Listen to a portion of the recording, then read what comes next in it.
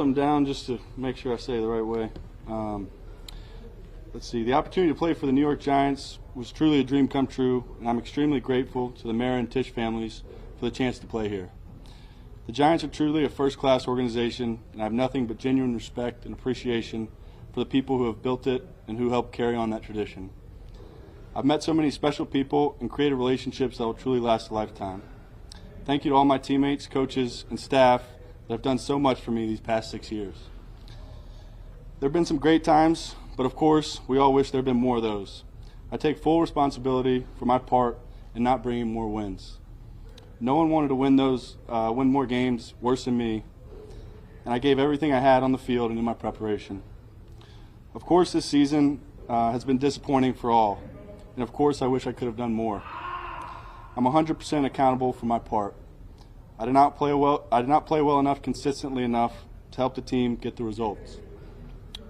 The reality of the NFL is it's hard to win games and requires consistent performance from everyone involved.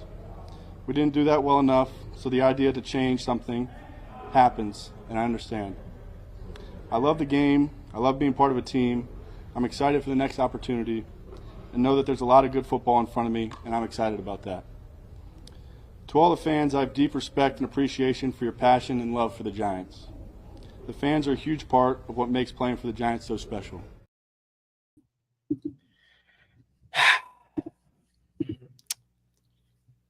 Well, first off, happy Friday to you guys. Welcome to the Third and 10 podcast, episode 43. I'm Nate, Brian here to my right. As you guys just heard or watched, that was Daniel Jones's final interview with the media here as a member of the New York Football Giants officially, because as of today, he was released by the New York Football Giants. Not a surprise to anyone, right, Brian? We saw him go from QB1 to QB3 and then QB4 after they signed Tim Boyle from free agency. And it was to the point where Jones was at scout team safety, which we'll get to in a bit because there's more to that. But he asked for his release, Jones did this morning, and he was granted that release, and now he is no longer a member of the New York Giants. First off, how you doing?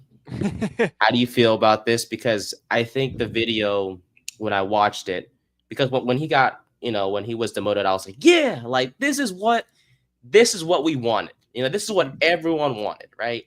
Right. And then he comes out and he gives this formal media interview, and I'm just like, this is why it's hard. It's sometimes hard to hate the guy because he's carried himself with so much class. But that's 100% right. Like I was thinking in the car when I got the alert, I was actually in the car driving. I was driving, but like I was in the car. I saw on Twitter, I'm like, oh my God, he's cut. And I made me think of this is going to be a day we remember where we were for the rest of our lives. Like there are certain days in everyone's life where they can tell you exactly where they were when they heard such and such a thing. Today, you'll be able to tell your kids, your grandkids, anyone where you were when you found out that the Giants and Daniel Jones have mutually agreed to part ways. And, it's as great as it is for the long-term future of the Giants, not having Daniel Jones on the roster anymore. Like you said, Daniel Jones is a constant professional. Everybody loves to rip on Daniel Jones, and they make the graphic of when you're putting a quarterback, the worst quarterback ever together, and it's all, Daniel Jones parts. If there's one thing that I wish every quarterback would take from Daniel Jones is his professionalism and his work ethic, okay?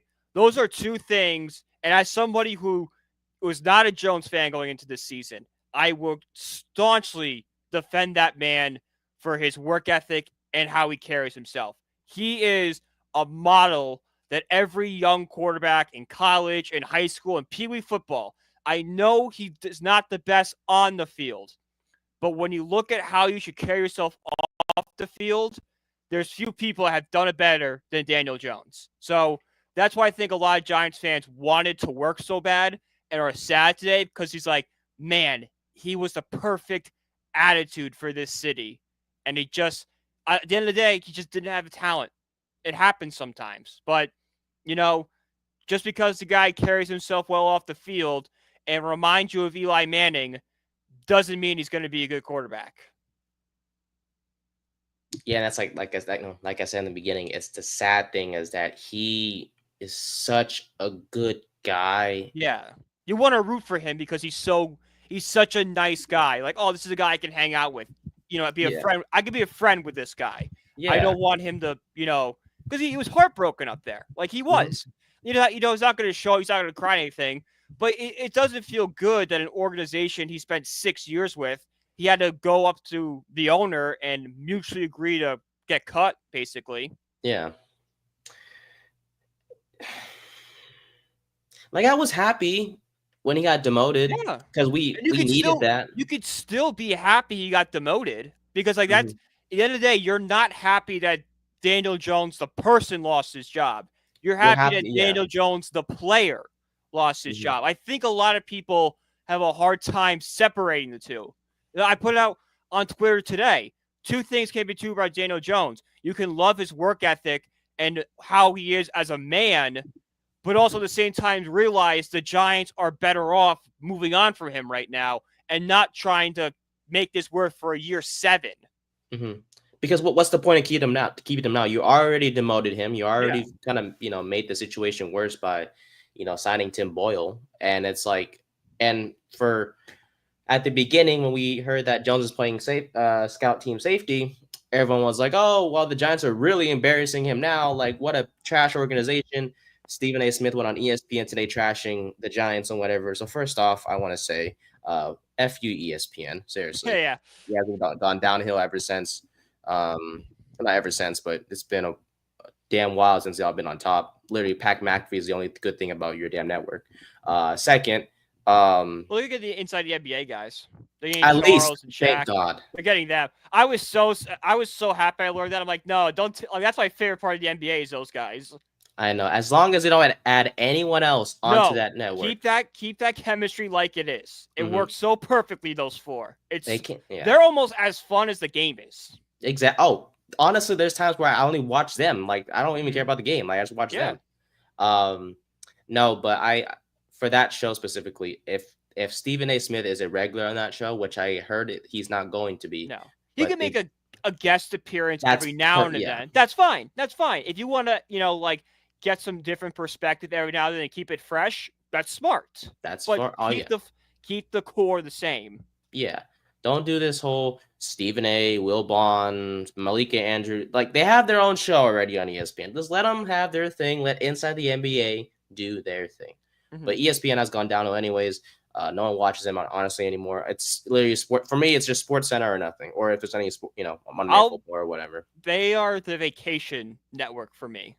Like when I go on vacation and you don't have the full sports package, but you have ESPN. Exactly. So like, all right, I'll just watch ESPN. That's how I kind of consider them. Yeah. I would say the same thing for me.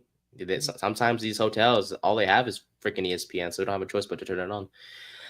But overall, I just saw the show, a clip from First Take about how Stephen A. was like trashing the Giants. Like, the Giants are a trash organization. Yeah. Well, I'm like, bro, he's been biased his whole damn career. All he talks about is the damn Cowboys. His career is legit just based on trashing the Cowboys, so he can shut his damn mouth. His career is saying, what can I say to garner the most attention, whether I believe it or not.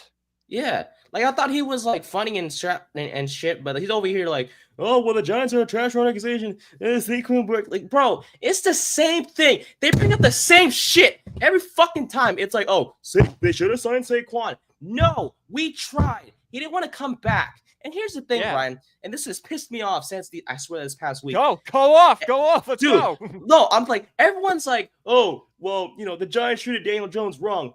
What? All season, you didn't want him to play, and all of a sudden, when the Giants want to demote him, you have an issue. So what do you want, Giants fans? Do you want to keep playing Jones? Or you want him benched? And now that we release him, oh, we shouldn't have released him. We should have waited till the season ended. It doesn't matter. It doesn't matter. You know why? No, it really Because if you doesn't. release him after the season, you're eating money in 25 and 26. You might as well just, that's like asking it 2 gunshots 1 year apart. Just take the gunshot now, pay the money in 2025, and then 2026, you'll be off the books.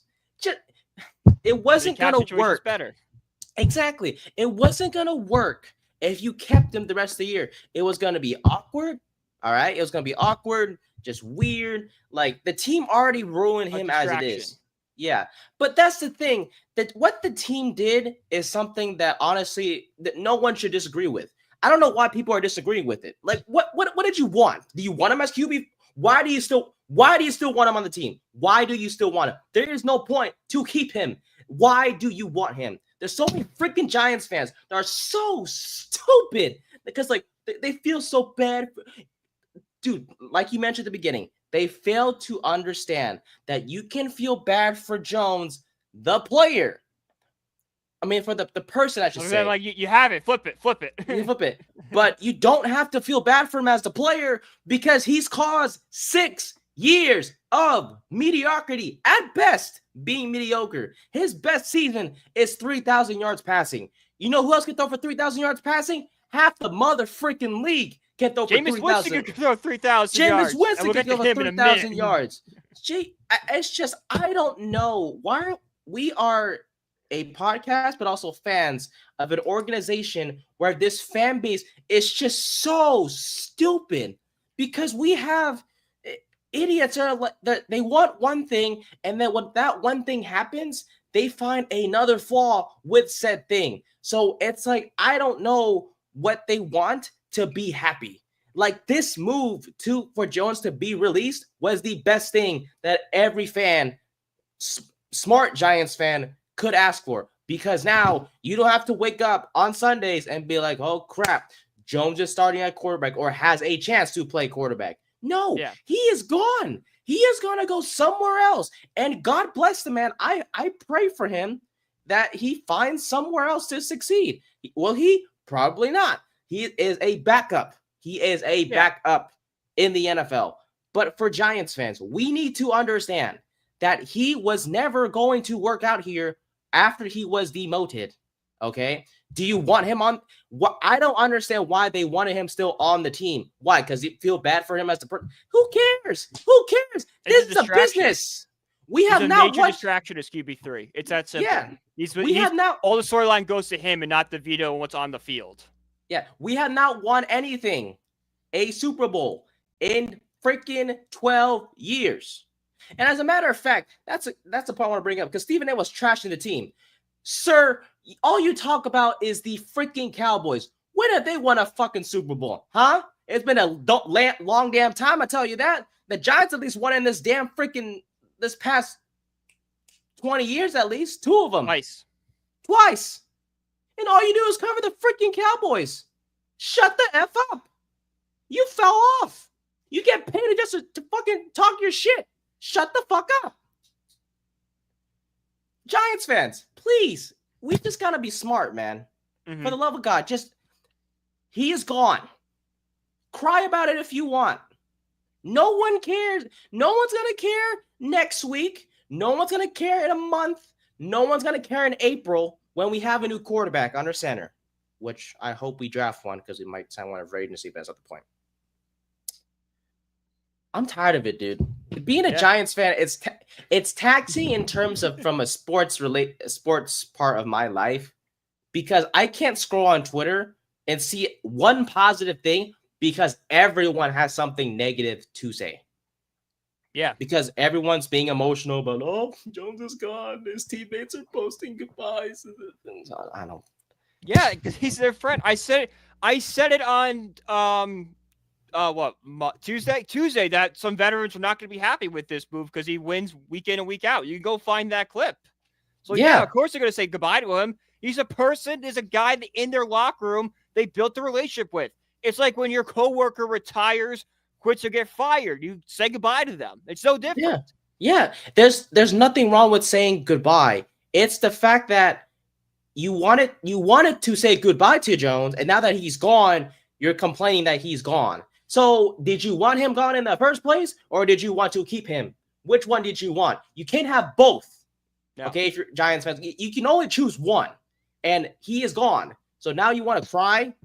Take your tears or leave the damn fan base. Matter of fact, go be a fan somewhere else. I saw a few people saying I'm leaving the fan base because of this one. I'm Good. like, if you're leaving Giants fans because of Daniel Jones, you're under the age of 13 years old.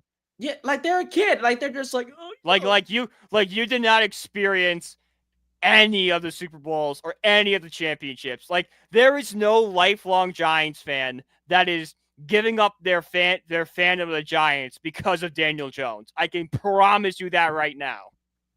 Look, I will say this though. In all, even I'm not saying the Giants are blameless. They did mess up. They did mess up because in the span of 48 hours, they demoted Jones to QB4. Then they called QB3, and then they signed Tim Boyle. Then put QB4. And then apparently they complained to ESPN, I guess, because someone called from the Giants ESPN because L. Duncan was mocking the Giants. Guys, so freedom of press. Yeah. You might not agree with it, but guess what? When you do something, people are going to have an opinion about it. And they're going to, if they have a platform, they're going to share that opinion. They're going to use it. I love the New York Giants. I love them a lot. But if they do something stupid, I'm going to come on this show and rip them. And if John Mara calls me up and says, hey, I didn't like the way you said what you said, I'm going to say, sucks. But that's how I feel. And you can't censor me. Yeah. Let's see. I'm trying to look to find the clip of L. Duncan, but as I look for it right now, look, if I'm the Giants, like, why you calling ESPN wasn't gonna save your image anyways. It's gonna make it worse. It's gonna make you seem soft. Yeah, like, and I know Mara was part of it. Oh my God, 100%, John. It's so weird that John Mara, who was, the prince that was promised, the chosen son of Wellington. Do you know what Wellington Mara did every single day? You know what he did every single day? He listened to WFAN Sports Talk New York to understand what the fan was thinking. All right? He wanted to know how fans thought. But you know what he never did? When the Giants fans complained, he never called up the radio station and said, tell your host to talk about something else. One, because Mike Francisca and Christopher Mad Dog Russo would have killed him. That was back when Mad Dog was really, really good. Yeah. And second, he's hey, the fans have their opinion. They might not be happy with it, but they want the win the same amount as we do. They're just expressing it differently. And we know Mayor's a part of this because, again, he's just trying to save himself and the organization when he's just making it worse. It's the same thing with Eli. It's Eli 2.0. When everyone forgets John Mara had to sign off on benching Eli Manning. So he did that. The Kaufman situation, re-signing Jones, because damn well he's a part of that one. I give him 80% of the credit because Shane was forced to do so. And now this whole phone call thing. Yeah. So that's 4 mistakes. Honestly, and people blame Joe Shane for cutting Jones this today. I saw people on Twitter blaming Joe Shane, how can you cut him? This was John Mara's decision. He damn right. John Mara. I'm telling you, man. He's not approaching John Fisher status, but in terms of from a football standpoint, he's so close. He's so close. Honestly, it's just he's a nepo. And I don't know. Do you ever see the movie The Irishman? I have not. Great movie on Netflix. It's 3.5 hours long. So if you need something to kill a night, watch that movie. Incredible. Scorsese, De Niro, Joe Pesci. Great mob movie. Anyway, there's a scene in the movie when the Kennedy's a big figure in this movie too. And Kennedy is running for election. And I believe it was Al Pacino who played Jimmy Hoffa goes, the most untrustworthy group of people are millionaires' kids because they did not build the company. They were just handed it to them. That's what we have right now with John Mara. John Mara is Wellington Mara's son. Wellington built the Giants into what they are today. John didn't do that, so he doesn't get how that works. And now he's just living off his last name. Too bad Jones didn't work out. If he becomes a Sam Darnold, no, No, I wouldn't be upset. because it wasn't that the point of releasing him was for it was mutually beneficial for both sides. Yeah. He gets to go somewhere else where he can. He's not gonna magically be like a Sam Darnold thing. I mean, look at Darnold; he's struggling now. So I mean, it's not whatever. So Yeah. he's never gonna be good. He's gonna be an incredible teammate. He's always been that, but he's not gonna have no. He's a great mentor. Like, the Raiders should sign him, and then, like, when they draft Cam Ward or something, have him just groom him to be like, this is how you act. He's a great locker room guy in that aspect. Yeah. Just show the young guys how to carry yourself. Yeah, but in terms of playing, he's never ever going to. And McShay said it, in the clip that we showed on Tuesday. He's always gonna be a backup. So, anyways, though, we do have the clip from Elle Duncan herself, which is what the Giants were complaining about. Mara was. I haven't seen this, so yeah, me either. First time for both of us. All right, let's go. Instant reaction to what the Giants are complaining about. So I want to blame Mara yet. I think it's him, but I don't want to say for sure it's him. So let's see what the Giants are upset about. All right, Miss Duncan, take it away. Normally reserved taking the L for Fridays, but Giants quarterback Daniel Jones just did something so inexplicable that we made an exception. After being benched this week, Jones took to the podium to say goodbye to the franchise and fans, but with like 7 games left in the season. All right, I wrote something down just to make sure I say it the right way. I'm sorry, you have to write this down? Then you go to Duke? The opportunity to play for the New York Giants was truly a dream come true, and I'm extremely grateful to the Mara and Tisch families for the chance to play here. The Giants are truly a first-class organization, and I have nothing but genuine respect and appreciation for the people who have built it and who helped carry on that tradition. Thank you to all my teammates, coaches, and staff that have done so much for me these past 6 years. Of course, this season has been disappointing for all. I'm excited for the next opportunity and know that there's a lot of good football in front of me, and I'm excited about that. To all the fans, I have deep respect and appreciation for your passion and love for the Giants. The fans are a huge part of what makes playing for the Giants so special. Thank you. You guys think he had this saved in his notes since like 2020? In all seriousness, DJ, I could have saved you like 90 seconds. A rewrite. Sorry you paid me $108 million for one playoff win, and I look forward to reviving my career as Brock Purdy's backup. The end.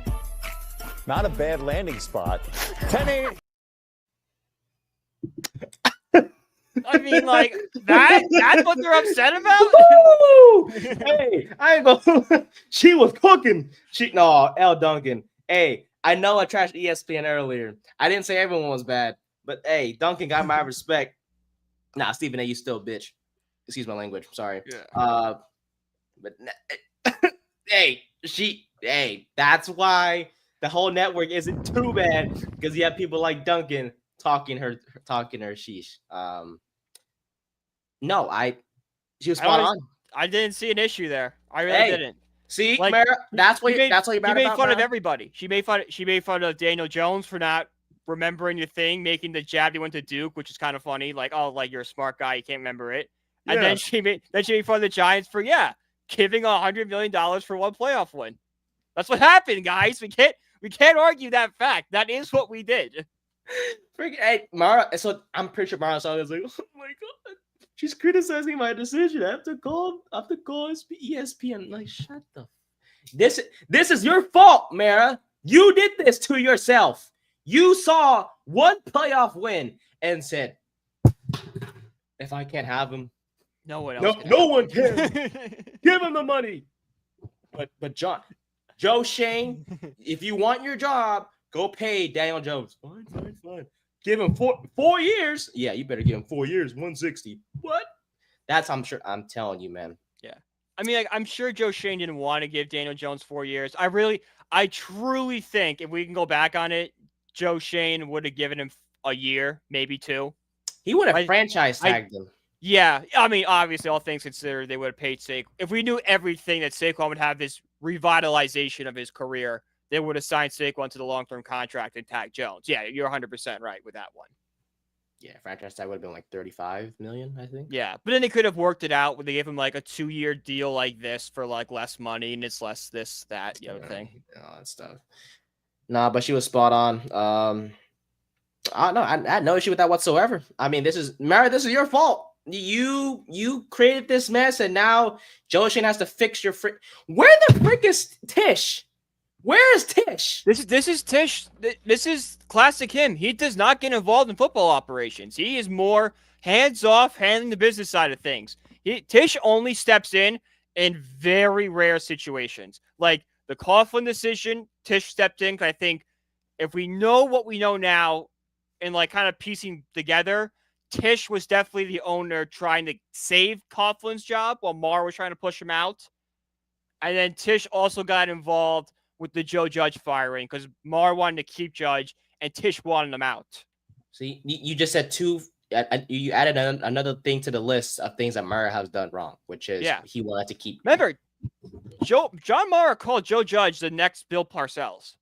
That is a real quote from John Mara. He did not want. He thought he lost him. I'm like, no. The next Parcells was named Tom Coughlin. You had him and let him walk out the door. I hope one day Mara just comes and has an interview. I want to see what he has to say. I would love to interview John Mara. I have a lot of questions for him. Oh, we may never even get to all the questions because he has. How do we? Can we request an interview? How do we do that? I'll probably call the Giants.com. Be like, yeah, we have to call the Giants like headquarters or whatever. Yeah, and I'll do it right now. East Rutherford. You leave a voicemail. Why is this in German? What website are you? I looked up Giants interview requests and a bunch of German stuff popped up. Austrian? No, you know what? Not Whoa! No, not even gonna try. Well, as you look for the way to contact the Giants, so a statement from Mara himself today on Daniel Jones. Quote, Daniel Jones came to see me this morning and asked if we would release him. We mutually agreed that it would be best for him and for the team. Daniel has been a great representative of our organization, first class in every way. His handling of the situation yesterday exemplifies just that. Dick sucker. We are all disappointed in how things have worked out. We hold Daniel in high regard and have a great appreciation for him. We wish him nothing but the best in the future. End quote. I found the Giants ticket office, which is not what I want, but we will figure this out. You're onto something. But yeah, John Mara, look, dude, I don't know what to tell you. He needs to just get out of football, dealing with any football operation stuff. I don't know if Tish needs to like talk to him. If he can, please do, Steve. Like, bro, Mara is just so bad. Like, the fact that he's made so many mistakes over the past 6 years, where it's like almost keeping Joe Judge to, re-signing Daniel Jones to that contract, letting or wanting to bring back Saquon and Jones at the same time, when that would mess up the whole cap space, which would not allow us to sign the players that we have right now. It's a bunch of things that he's done wrong, and he just wants to continue to burn this organization to the ground. Wellington is literally rolling over in his grave, seeing what John is doing, and just like, I did not raise you to be this stupid. Like, you got to be freaking at a whole different level to be acting like this. And at the end of the day, like, we have to live with these mistakes. Joe Shane has to like deal with this mess for the foreseeable future, because it's, Shane and Dable, likely going to be back next year. I will say Mara better not. I know Dable said in the interviews recently that always has a say when it comes to, or has part of a say when it comes to decisions. But I kid you not, Mara better not be the reason why we do not get Shedeur Sanders or Kim Ward if we have a top 5 pick. If we draft Quinn Ewers in the top 5, it's Daniel Jones 2.0. If we draft Garrett Nussmeier in the top 5, matter of fact, if we draft Nussmeier or Ewers in the top 10, it will be because of freaking John Mara, because he has a preference towards a certain ethnicity. And he is the reason why we were stuck with freaking Daniel Jones.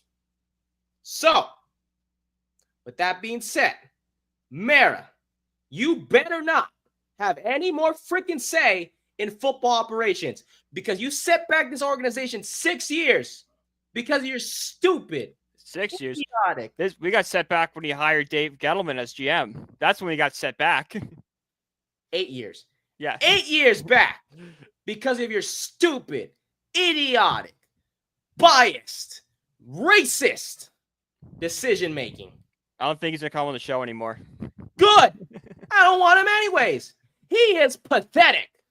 And I swear, next year, this roster he better not say anything. If I hear one word of that damn dude's mouth, I swear I'm going to lose it. I don't want him to say anything about this. He needs to sit back on his couch like a regular old ass grandpa and just sit there and just watch. Just watch. Mm-hmm. Let Shane, Brandon Brown, Tim McDonald, let the Giants. Tim McDonald, no. No? Okay. That's Mara's son-in-law. Or some, right, because he was the one on some relation by marriage. He's He's Mara's little voice in the room. Just fine. Shane, Brown, let the two dudes do their thing. Do not touch anything. It's like we have to put the baby locks in this organization because you're going to try to get... No. Don't touch anything. Because if you touch one thing... He's Wellington Mara's grandson. So he's a nephew. He's a nephew or, he's a nephew or something. Oh, whatever. I think that's it. I think we covered the bases. I think I did. Okay. I was waiting for today. That's why I needed an extra day. I was sick yesterday, but I just needed an extra day to thank God we had the extra day. That's true because Jones got released yesterday. We definitely would have done an emergency. I think it would have covered an emergency. But thank God we waited for the day. We could just really digest this whole thing because it is an important day. And this is something that hopefully sets the Giants down the right path, that we're not going to repeat the same mistakes. We're moving on from a mediocre quarterback in Daniel Jones, and we can finally, go full in that we are going after a quarterback now. Mm-hmm. Oh, yeah, for sure. Yeah. Whether that's, trading for a disgruntled veteran, signing some guy like a bridge quarterback like a Justin Fields and trying to build a roster around him, or, if we're lucky enough to get, a top 3 pick, drafting Cam Ward or Shedeur Sanders. One of the two to help bring this franchise back. The Giants in 2025 will have a better quarterback under center, regardless of which direction they take. And for Jones, in terms of him, look, there's going to be he should clear waivers because if a team picks him up through waivers, they'll take the contract on. That $13 million is what they will have to pay for him, I think, this season. So no one's going to pick that up, obviously, for a backup quarterback. So he will probably clear waivers, become a free agent, and the other 31 teams can bring him back or sign him, I should say. Teams He'll like get picked up. Teams like the Eagles came to mind. El Duncan mentioned the Niners, which will likely not be occurring because they have Josh Dobbs already. Chargers, I saw, was popular today. Bobby Skinner of Talking Giants said Chargers. Look at that. Justin Herbert and Daniel Jones on the same team. That's a good possibility. Yeah. Justin Herbert was supposed to be the Giants quarterback, but supposed to be a Giants quarterback. Everyone forgets that. If Justin Herbert comes out college a year earlier, Dave Gettleman was going to do whatever he got to get him. Yeah. I guess Gettleman wasn't. Who knows what happens with Justin Herbert under Jason Garrett and Joe Judge.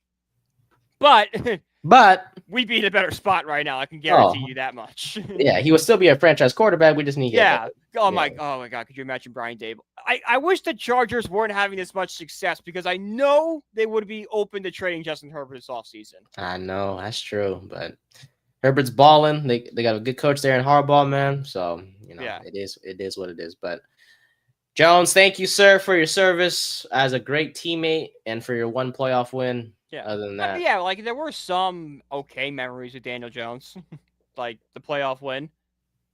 yeah, but a lot of bad ones. Getting the sniper thing in Philadelphia was funny, like we said on the other Yeah. show. It's just so hard to dislike him because he's such a great guy. And But that's something else I want to bring up. I've noticed this a lot, and there's a certain segment of Giants fans. I don't want to say all Giants fans, but a certain group of Giants fans that want their quarterback to just be a carbon copy of Eli Manning. Like every quarterback has to act like Eli Manning, be like Eli Manning, and all this.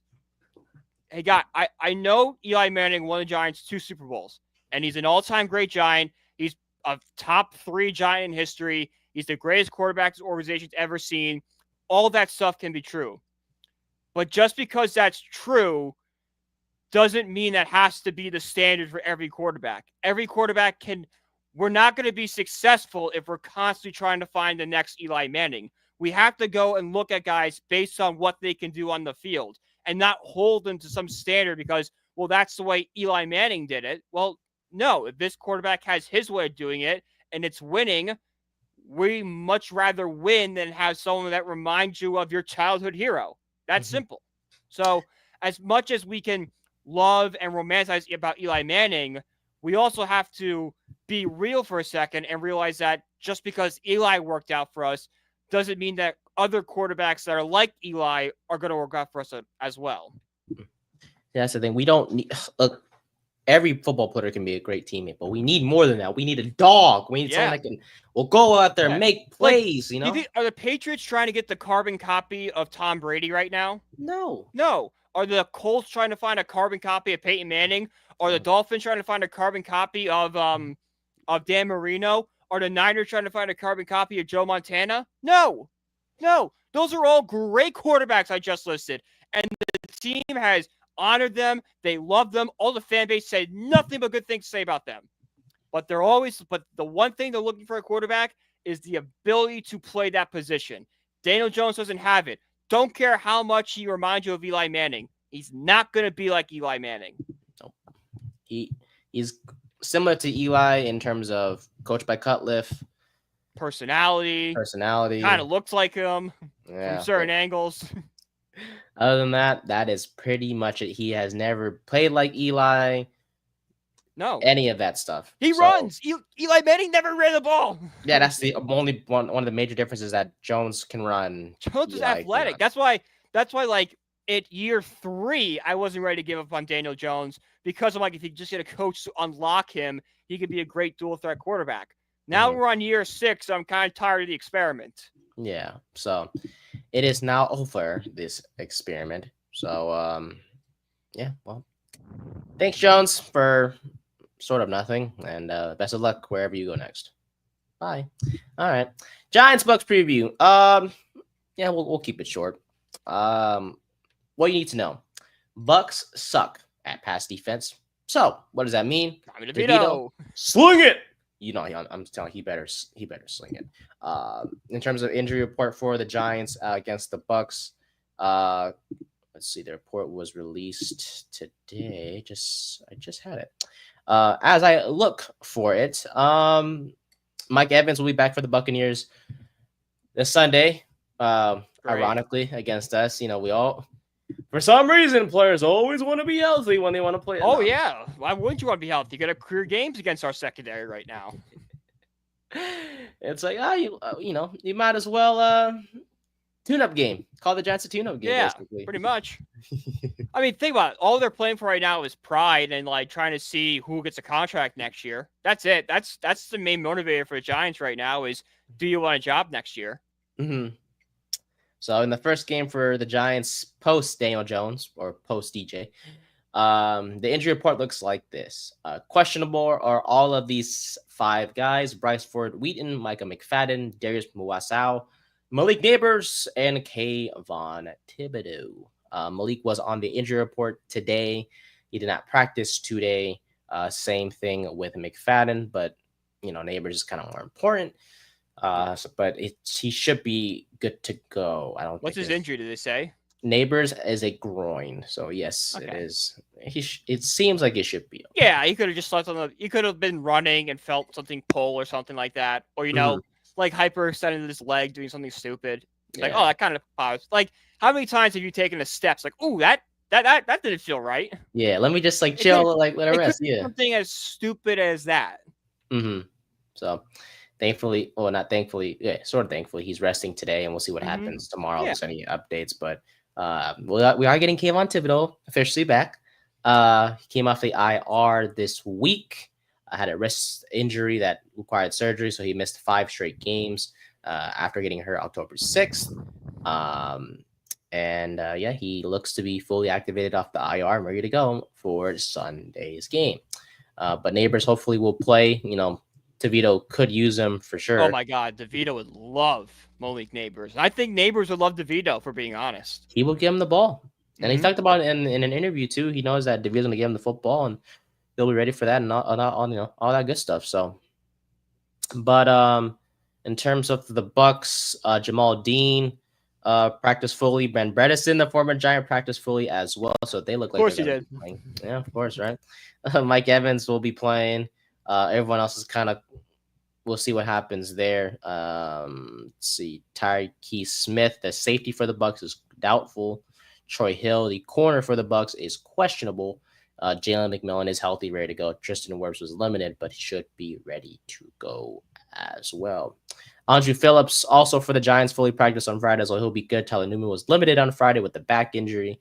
He'll be fine, though. But also Darius Slayton and Greg Van Roten with a concussion and abdomen injury, respectively. Fully practice on Thursday and Friday. They're going. Yeah, they'll be good to go. So, for the Buccaneers, I mean, their offense is clearly around Baker Mayfield. He's turned himself around this season completely. He's the franchise guy in Tampa Bay now. Yeah, good for them. Yeah, he's matured massively from the guy we saw come out of Oklahoma and drafted to Cleveland. Has come a long way. I think Cleveland's. I mean, like, I know Cleveland had a super exciting game last night with Jameis and everything, but you don't think deep down they're like, we really should never have cut Baker or never have traded him away. He would help us so much right now. 100%. That's what happens when you cut a guy who led you to your first playoff win, and you want to be played injured. He had a torn labrum. He couldn't throw a football. And yeah, he still went out there. Hey, man, you can't question his heart. He loves the game. He loves playing it. He is a father now, and that has made him a better person. It seems like from what we've seen on clips and videos off the field, like he's a good guy. But I think he's always been, but I think it just took some maturity, some time for him to find himself. And honestly, I'm really glad he did. And for the Buccaneers, I mean, they have succeeded because of him. They're in the thick of the NFC South division race, and they have a chance to continue their race towards the top with a win over the Giants this weekend. But for New York, you're 2-8. Obviously, you want to lose enough games to be a top 5 pick. Best case scenario, the number 1 overall pick. Yeah. But with DeVito under center, you just never know, because DeVito can win you 3 straight games and take you out of the top 5 pick completely. Or you could drop all 3 games and we're done. No, I want to see DeVito succeed, man. No, I do too. I know you do too. It's just Giants fans want to see us lose, and it's like I want to lose too, but it's hard because I don't know which one I want. Obviously, like, if we lose, it's better for the health of the organization. We'll be in a better spot to draft a quarterback. But like, as a fan, you can never go into a game being like, I want to lose this game. Yeah, it's hard. Your emotions are too much into it. Like, oh my God, we're winning, and I know the short-term happiness is going to make you feel a lot better than being sad right now.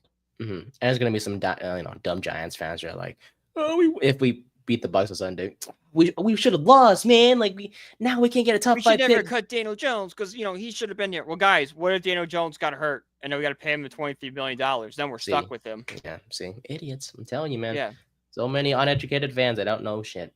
Giants, hope you win against Tampa. I really have nothing. Like I just want to see Tommy DeVito go out and have a good game. I'm just ready to have fun. Just have fun watching football and just something different. It's not the same thing over and over again. I think Daboll is going to open the playbook up a little bit. I think we're going to see more design runs, more deep throws, more trying to hit guys in stride. I think we're going to see a lot more of that on Sunday. For DeVito, when he was asked about the reception in the locker room the other day, when his teammates and everyone were like Tommy Cutlets, and he was like, I put everything into the sport for the logo on the jersey, my name, my back, my family, my teammates, the fans. Like he cares about the game as well, and he cares grew about up the 20 fans. minutes from the stadium. He knows what the Giants are. Mhm. He knows what it means to be a Giant. Mm-hmm. And I'm just saying, for the next 7 games, he may play like a guy the Giants should bring back next year and possibly be the starter, even though it's most likely not going to happen. Mhm. He could play well enough to be like, you know what? From a story aspect of what a great story this would be. Having DeVito be the franchise guy would be an incredible story. The kid that grew up 20 minutes away from the stadium is now the star quarterback. Yeah.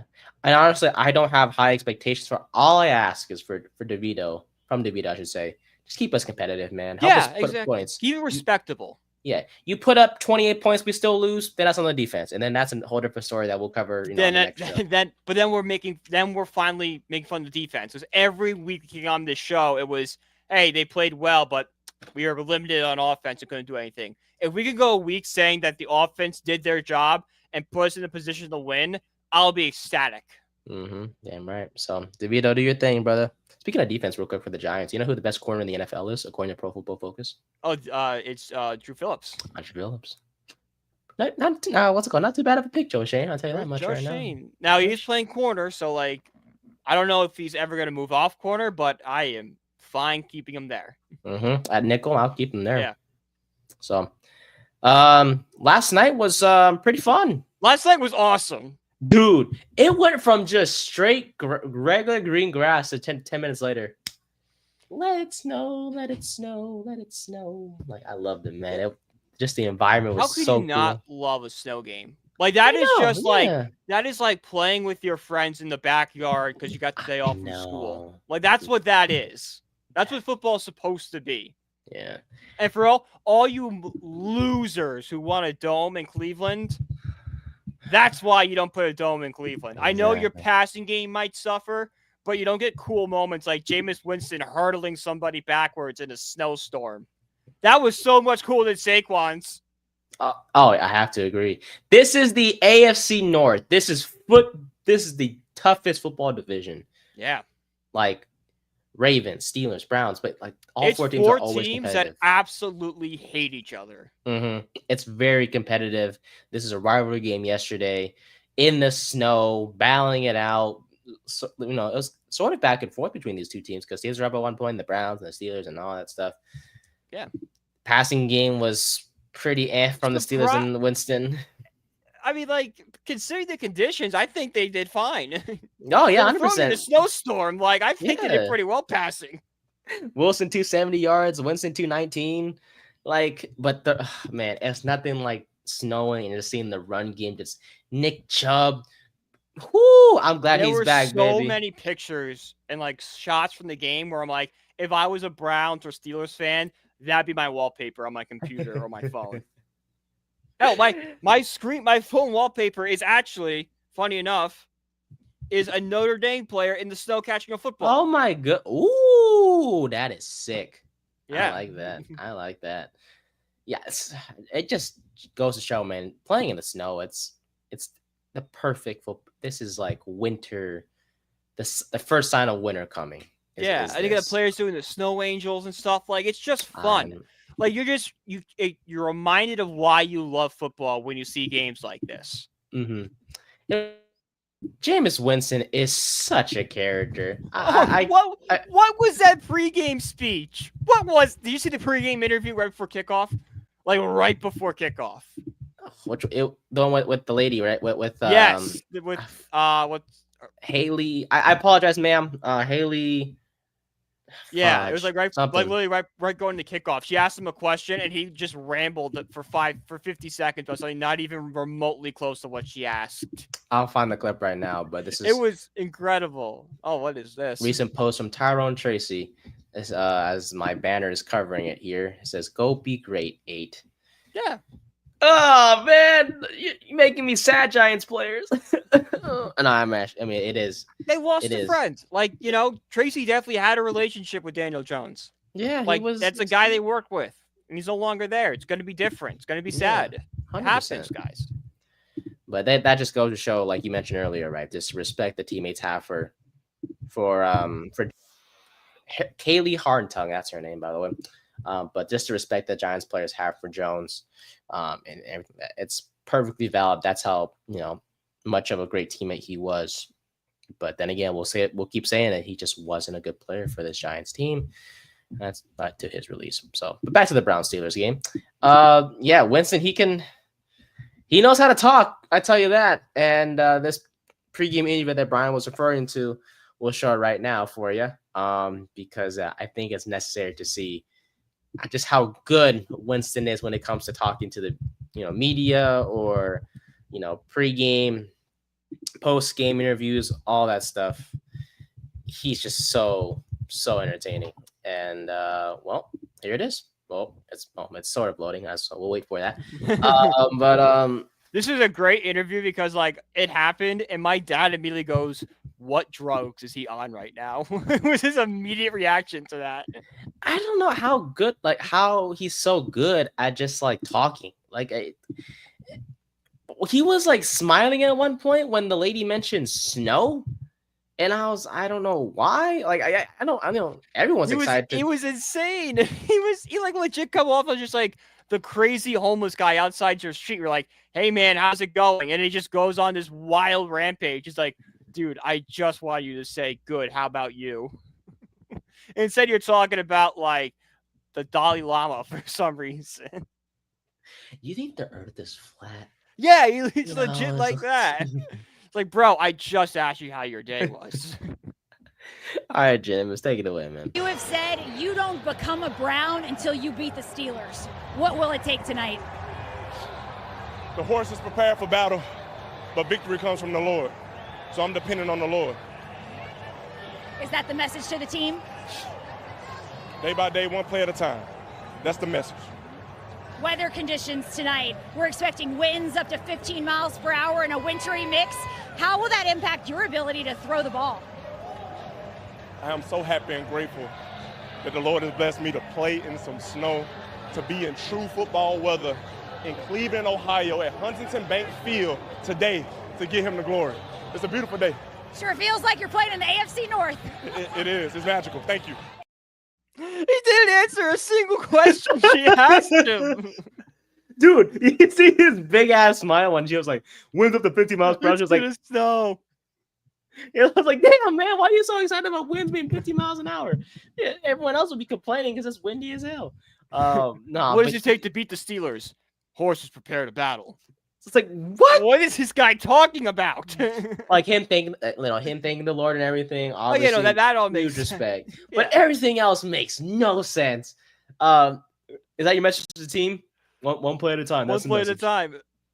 Like, some guy in the truck is just like, do we cut this or just keep going? He's just, honestly, I would love to have him. It would be so much fun to have as a Giants quarterback. As really the bridge guy. Not like he is a good quarterback and has shown that he could play well with a good team around him. But just like, the interviewing a fish he just caught and that pregame speech, like he is just a wacky guy and he's just going to have fun stories to this team. He's a good teammate. This is the same man who got suspended in college for a half and went out in practice, and Jimbo Fisher had to be like, Jameis, you can't be here. You're suspended. He's like, oh, right. And back in the locker room.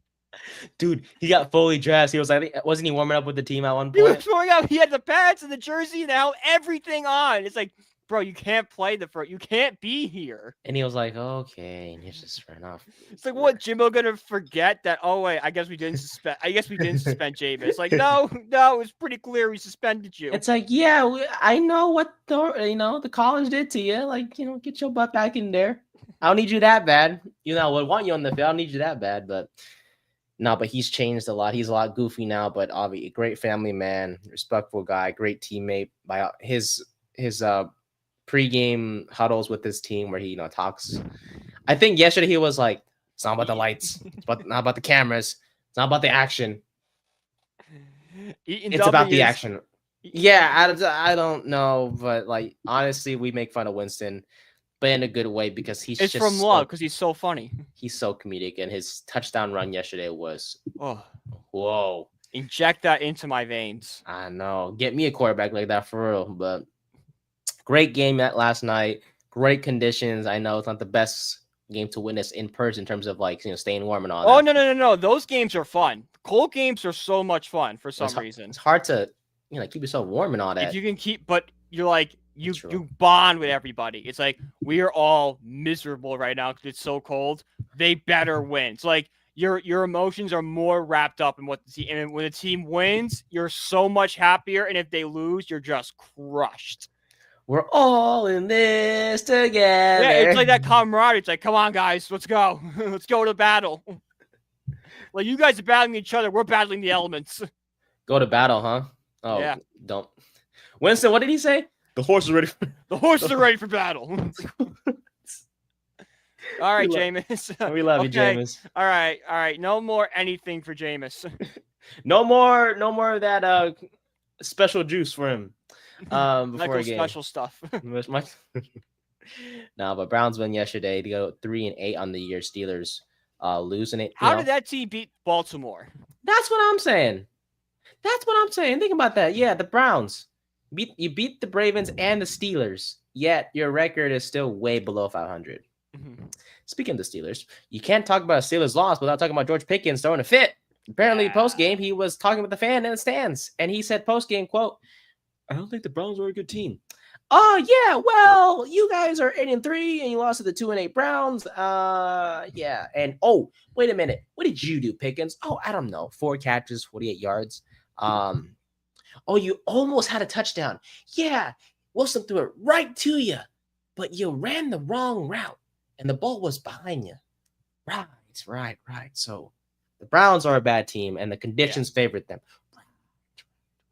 See, that's just George Pickens trying to cope. Like, that reminds me of when I went to the Mets-Yankee game this year, and the Mets were winning 12-0 on the Yankees. There was this drunk Yankee fan yelling. I was cheering the entire time. He's yelling at me, you guys should be celebrating. You're not making the playoffs. I turned around. I'm like, dude, I'm beating you 12-0. I could care less what's going to happen in 4 months from now. Hold on. 4 months later. Yeah, and then 4 months later, the Mets, go on this improbable run and all that. But yeah, no, that's just George Pickens trying to deflect the blame, trying to be like, hey, the Browns aren't good. This loss doesn't mean anything. It's like, no, dude, you lost. You lost to a team you should have beaten. And this is becoming a trend with Mike Tomlin. Mike Tomlin has lost a lot of these games they should have won. They play down to their competition an awful lot. And I know Mike Tomlin's very consistent. He keeps getting to 500. But at a certain point, Steelers fans have to ask yourselves, is he a guy that can get us over that hump? Because he's not proven it so far. And at one point, you have to make a coaching change in order to get better. It's been a long time since he made the Super Bowl. Yeah, he made the Super Bowl 45. I don't think he didn't win that one. He did quarter 43, right? That was still Bill Cowher. 43. Yeah, was that Bill Cowher or was that Tomlin's first year? I think it was Tomlin. Was it Tomlin? I'll take a look right now. I think Cowher was it was by Tomlin. All right, so everyone in Super Bowl since Super Bowl 43. Yeah. And then you went to one in Super Bowl 45 2 years later. We're at Super Bowl, what, 59? Long time ago. Long time. So, well, hey, we would take Mike. No, sorry. I love Dable too much, man. I want Dable to get his quarterback. I want him to pick his quarterback before I'm willing to just write him off and bring someone new in. But I was happy when he got hired because he was a quarterback guru in Buffalo. When obviously worked with Joe Shane in Buffalo as well. So, keep those two together, man, or fire both of them. You can't keep one and let go of the other, obviously. Yeah. It just creates a whole messed up dynamic. But oh, yeah. Yeah. All right. Final topic of the day before we head off. Travis Hunter playing both ways. Obviously, you're like, oh, you guys are so late to the party. No, we know he's playing both ways in college. But in the NFL, that's another issue. Apparently, he was speaking to reporters on Thursday on a Zoom call, I believe, on Obviously, he's more than likely to win the Heisman Trophy this year, with the 2 games remaining in the college football season. Yes, two regular season games, and then depending on what happens in the playoffs and stuff. It's almost over, man. I know, it's sad. Damn. I'm so excited for Army Navy though, dude. The uniforms are so lit, Aren't they? Those are good uniforms this year. Woo, man! I can't wait for that game. The Navy with the Jolly Roger. Oh my god, dude, that was so good. I can't wait to see the teams run the ball 80 freaking times combined. That's Army Navy football, baby. Army Navy. Yeah, exactly. That's Army Navy for you. But it's been an incredible college football season filled with, different uniforms from different teams to Heisman guys like Hunter and Gianti, to teams that we didn't expect to be good this year, like Indiana. They're being, big game for them this weekend with Ohio State. Who do you have winning that one, if you don't mind? I have Ohio State winning that one. Yeah. Indiana should still make the playoffs. They become a lot tougher with an Ohio State loss because their resume is very weak. Not saying they can. Oh, look, the Giants emailed me. What did you say? Nothing. I don't know. They just emailed me. Just something completely different. New York Football Giants take on Buccaneers in Week 12. Oh, yeah. I've got an email all year for the Giants. Because DeVito's playing now, so it's like, come on down. Buy a ticket. It's exciting now. Forget everything about Daniel Jones. You like Sopranos? We'll play their theme song when he runs out of the tunnel. Yeah, then after a game, you go to the world famous Bada Bing, 10 minutes away from the stadium. That is true. Any Sopranos fans who do not know where they filmed the Bada Bing, which is the strip club in Sopranos, is 10 minutes from Giant Stadium. Pass it every time I go in. I love being a fan of this team. Mm-hmm. It's 100%. You can look it up. It's like Satin's Dolls is what it's called now.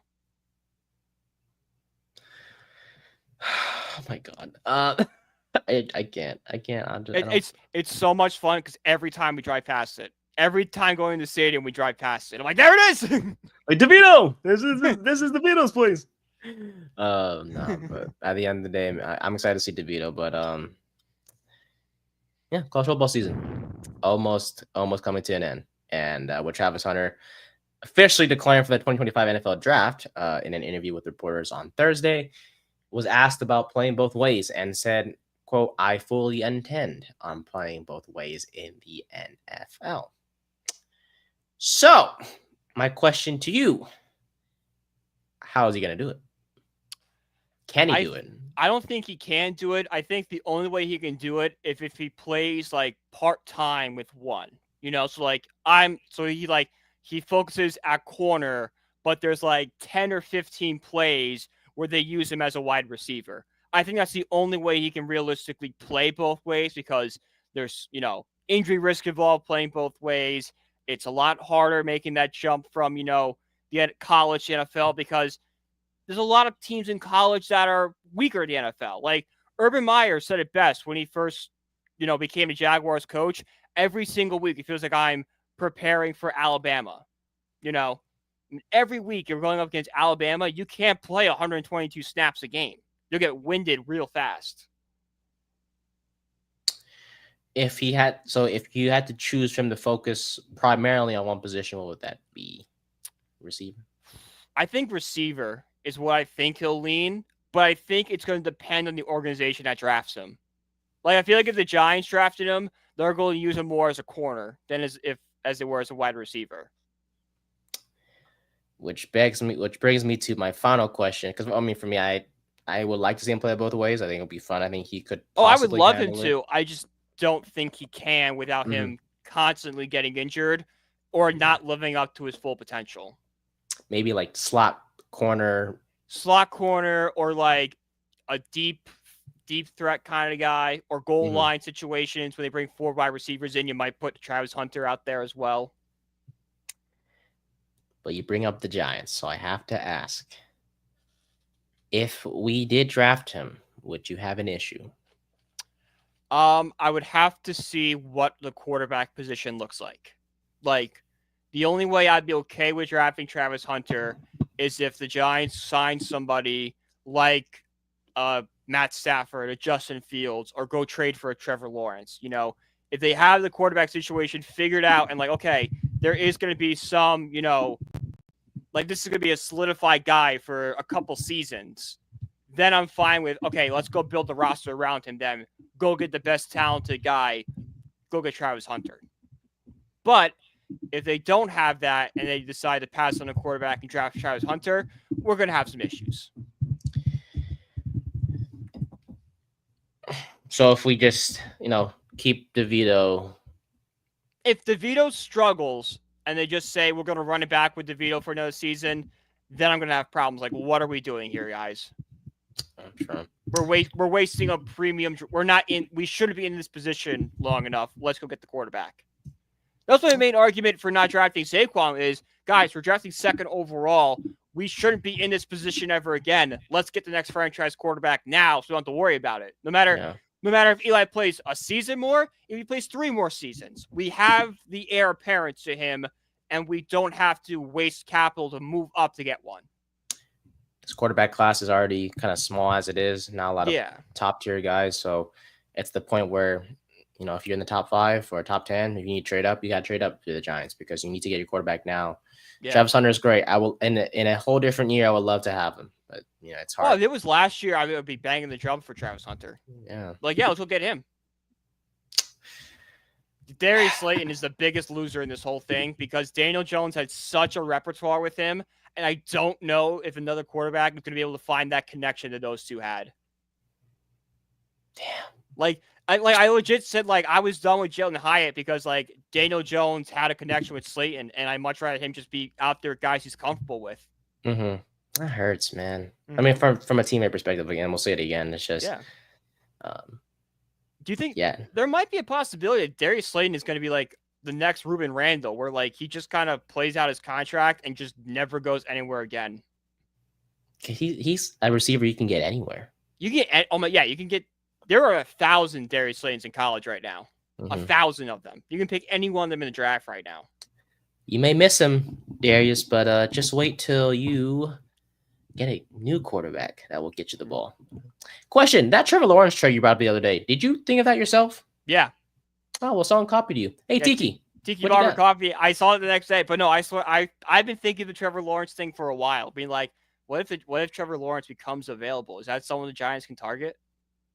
The Jaguars are sitting 1. Let's just say they fall in love with Cam Ward. Could they, if they're going to clean house of fire Peterson, fire the GM, or GM and new head coach going to want to, try to make it work with Trevor Lawrence, or are they going to want their guy? Let's see what he has to say. The only way this works is if the Jacksonville Jaguars decide we're moving on from Doug Peterson, we're going to change everything, we're going to strip everything down, and that as the worst team in the league, because currently they hold the number 1 overall draft pick, they might want to reset at quarterback. And even if they don't, I think whoever is running, and I think it's going to be Joe Shane and Daves, the guys that are running the New York Giants need to consider that as an option.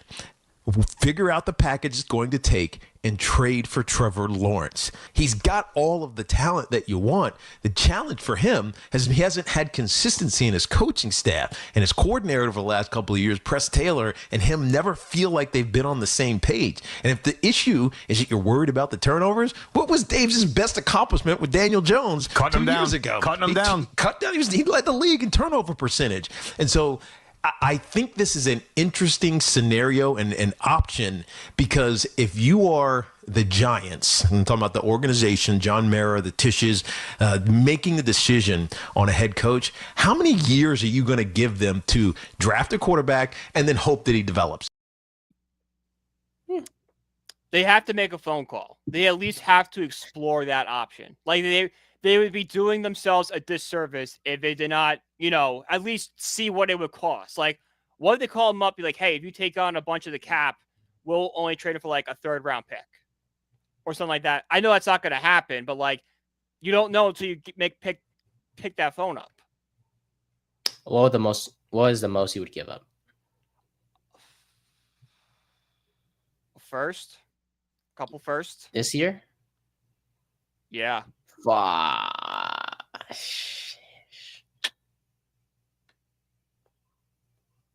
Nah, I can't do it. I know it's tough. It's I tough. wouldn't do it. Nah, even if they would, I wouldn't do it. I can't. He's been. I understand, like Barber mentioned, inconsistency with his coach. No, I'm sorry. For a guy that put up the exact same stats as Jones, average his whole career, inconsistent. They're bad right now. He has had weapons in the past, has still went at best 9-8. No, I can't. I need a fresh slate. I need someone new. I need fresh blood, someone that has like a straight up rookie. I can't keep dealing with average media. Let Jacksonville handle that. That's their decision. They should live with it. If I'm Shane, I'm Dable. That is not quote unquote my guy. Right, yeah, that's the guy. I mean, it would be your guy because you technically did pick him and stuff. But no, you're right. Like they need to go pick a quarterback that's not been touched by anybody else. It's not been quote unquote ruined by anybody else. It's their guy, and they can mold him into the player they want to be. But at that same time, you do have to at least make that phone call and just to kick around the idea, because it can open up so many other doors and avenues. Like, oh well, if we handle it with her Lawrence, who we could turn around, we could spend that first on a Johnson from Michigan in the corner, or Travis Hunter, or something like that. True.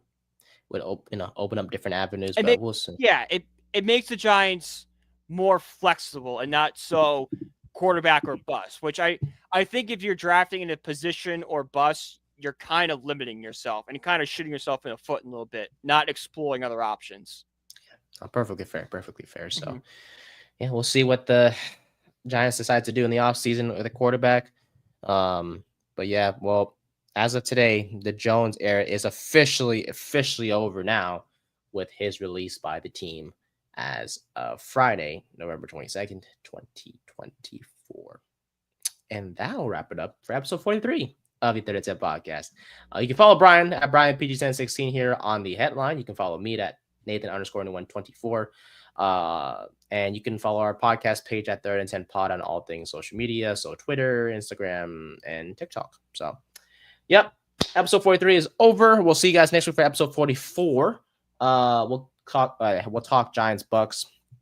And then more fallout for the Daniel Jones, because there's more coming. There's more headlines coming. Yeah, has to be more coming, and we'll talk more about the Jets actually next time. Yeah, the Jets, what a disaster! What an absolute disaster they would have been. Theres more news. They might have benched Rodgers. I know. I can't. Wow, dude, the owner. He's got some balls, man. Woody John. I will say. Here's the poll. What's worse, being a Giants or Jets fan right now? Because you know what? I know. I think we got the better deal. I feel like it's a bigger mess with the Jets right now. Yeah, because you have all these good players. Like we claim John Mara medals and stuff, and he does, but I don't think he medals as much as Woody Johnson does. Well, next week we'll cover all that Jet stuff, and we'll talk more about it and see what is going on with the other team that plays at MetLife. So, for Brian, I'm Nate. Thank you guys so much for your support, and as always, please follow us on our social media.